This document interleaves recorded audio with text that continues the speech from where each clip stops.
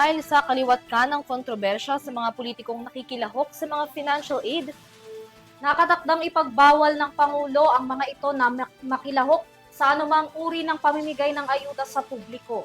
Kabilang sa mga programa ng pamahalaan sa pamimigay ng ayuda ang AIX at TUPAD. Alamin ang report ni Criza Lopez.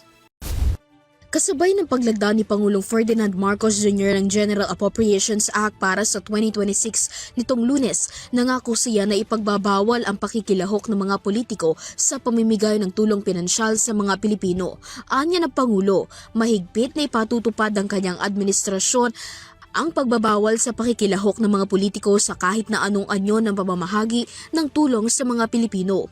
We will strictly implement the provision on the prohibition of political involvement in the distribution of cash and other forms of financial assistance.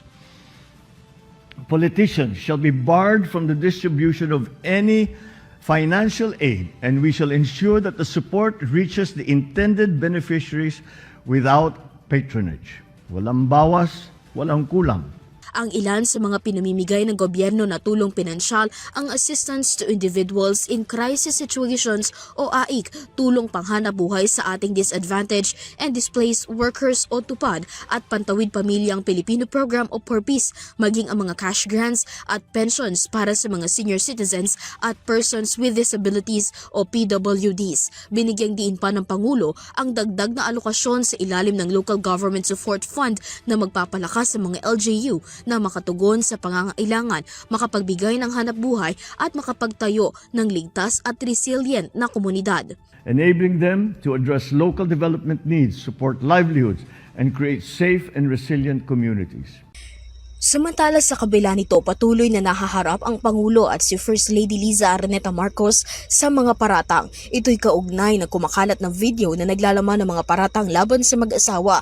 Mariing kinundena ng ilang grupo, kabilang na ang Filipinos Do Not Yield Movement, ang mga paratang na ito. Git ni Chairman Emeritus Jose Antonio Guisha, ang mga kritisismo ay dapat na nakabatay sa katotohanan. Anya, ang mga paratang na ibinabato sa Pangulo at sa First Lady ay walang ebidensya. Dagdag pa ni Guisha, target lamang na sirain ang dangal ng Pangulo at ng First Lady sa pamamagitan ng video na hindi napatunayan at hindi na-beripika. Paalala ng Chairman Emeritus ng Filipino Do Not Yield Movement na may hangganan ang pagiging malaya sa pagbibigay ng pahayag. Para sa Euro TV News, Criza Lopez, sumasaludo sa bawat Pilipino.